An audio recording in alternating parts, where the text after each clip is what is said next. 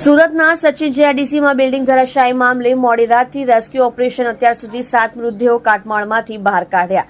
સુરતમાં ગઈકાલે સચિન જીઆઈડીસી વિસ્તારમાં 5મા અને એક બિલ્ડિંગ ધરાશાયી થઈ હતી. બીએમ નગર સોસાયટીની આ ઘટનામાં અત્યાર સુધી 7 લોકોના મોત નીપજ્યા હોવાની માહિતી છે. મોડી રાતથી ફાયર વિભાગની રેસ્ક્યુ કામગીરી ચાલુ છે. દરમિયાન મોડી રાત્રિ સવાર સુધી 7 લોકોના મૃતદેહ બહાર કાઢવામાં આવ્યા છે. હાલ પણ રેસ્ક્યુ કરવાની કામગીરી ચાલી રહી છે. ફાયર ટીમ દ્વારા રેસ્ક્યુ ઓપરેશન 7 લોકોના મૃતદેહો કાટમાળમાંથી બહાર કઢાયા. સુરતના સચિન જીઆઈડીસી વિસ્તારમાં આવેલી બીએમનગર સોસાયટીમાં ગઈકાલે 5માની એક બિલ્ડિંગ અચાનક ધરાશાયી થઈ હતી. આ ઘટનાને પગલે વિસ્તારમાં અફરાતફરીનો માહોલ સર્જાયો હતો. ત્યારે ઘટનાની જાણ થતાં ફાયર બ્રિગેડ, એનડીઆરએફની એક ટીમ, એસડીઆરએફની 2 ટીમ, જિલ્લા વહીવટીતંત્ર અને સ્ટાફ ત્વરિત ઘટના સ્થળે પહોંચ્યો હતો. આ સ્થળે નગરપાલિકાના અધિકારીઓ, મેડિકલ સ્ટાફ અને સ્થાનિક લોકો સહિત પોલીસનો કાફલો રેસ્ક્યુ કામગીરીમાં જોડાયા હતા. અત્યાર સુધી 7 મૃતદેહો બહાર કઢાયા.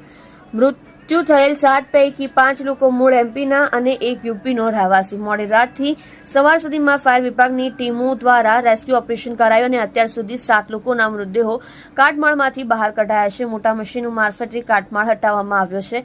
શરૂઆતના ધોરણે કશિશ નામની મહિલાને બહાર કાઢી સારવાર અર્થે મોકલવામાં આવી હતી. મરણ જનારમાં 5 લોકો મૂળ મધ્યપ્રદેશના રહેવાસી છે, જ્યારે 1 યુપીનો રહેવાસી અને અન્ય 1 યુવકના મૂળ વતનની માહિતી હાલ સામે આવી નથી. પ્રાપ્ત માહિતી મુજબ હીરામણી, અભિષેક, શિવપૂજન, પરવેઝ અને લાલજી મધ્યપ્રદેશના રહેવાસી છે, જ્યારે અનમોલ ઉર્ફે સાહિલ મૂળ ઉત્તર પ્રદેશનો રહેવાસી છે, જ્યારે વ્રજેશ નામના શખ્સના મૂળ વતનની માહિતી હાલ મળી નથી. મૃતદેહને પોસ્ટમોર્ટમ અર્થે સિવિલમાં મોકલેલ છે. કોર્પોરેશનની કામગીરી સામે સવાલ. માહિતી મુજબ આ દુર્ઘટનામાં કેટલાક લોકોને નાની મોટી ઈજાઓ થઈ હોવાથી તમામને સારવાર અર્થે હોસ્પિટલ ખસેડવામાં આવ્યા હતા. ઘટનાને પગલે લોકોમાં ભયનો માહોલ જોવા મળ્યો હતો.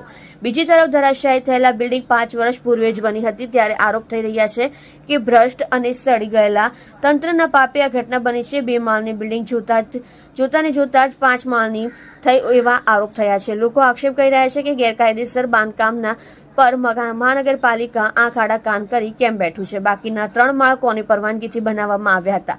ગેરકાયદેસર 3 માળ બની ગયા. શું મહાનગરપાલિકાને આ અંગે ખબર જ ન પડી? તમે જોઈ રહ્યા છો SD ન્યૂઝ ચેનલ ફેઝર શેખની સાથે. શું ઘટના બની છે, કેટલા લોકો દરમિયાન છે અને કઈ રીતે આખી ઘટના બની છે? આ એસએમસીમાં પાલીગાંવ સચિન વોર્ડ નંબર 200નો વિસ્તાર છે. એ 5 માળનું બિલ્ડિંગ ધરાશાયી થઈ ગયું છે. એમાં 4 થી 5 પરિવાર અંદર રહેતા હતા. આશંકા એવી જતાઈ રહી છે કે અહીંયા આજુબાજુના વિસ્તારના લોકો સાથે મળીને ચર્ચા કરી તો લગભગ 5 થી 6 લોકો અંદર દબાયા હોવાની આશંકા છે. એસએમસીને જાણ કરી ફાયરની ટીમ અહીંયા રેસ્ક્યુ કરી રહી છે. ઝોનની એસએમસી સુરત મહાનગરપાલિકાની ઝોનની ટીમ અહીંયા કામ કરી રહી છે. આજુબાજુ જે રીતે સહયોગ થાય ને તેમ કરીને બહાર કાઢીએ એ માટેના પ્રયત્ન અહીંયા ચાલી રહ્યા છે. કેટલું જૂનું બિલ્ડિંગ હતું, શું જર્જરિત હતું? હમણાં જાણવા એવું મળ્યું છે કે 2016નું બિલ્ડિંગ છે. જર્જરિત નહોતું, નવું મકાન હતું. એટલે 2016માં જ થયું હતું. એટલું જૂનું નહોતું પણ એ રીતે આટલું બધું થયું એ તપાસનો વિષય છે. આ બિલ્ડિંગ પડવું કઈ રીતે, શું કારણ પ્રાથમિક લાગે છે? આર્થિક કદાચ વરસાદ છે એટલે આજુબાજુનું જમીનનું પોલાણ છે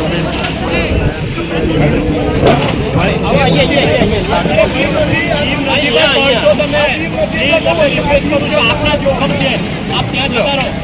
આપને વિનંતી છે.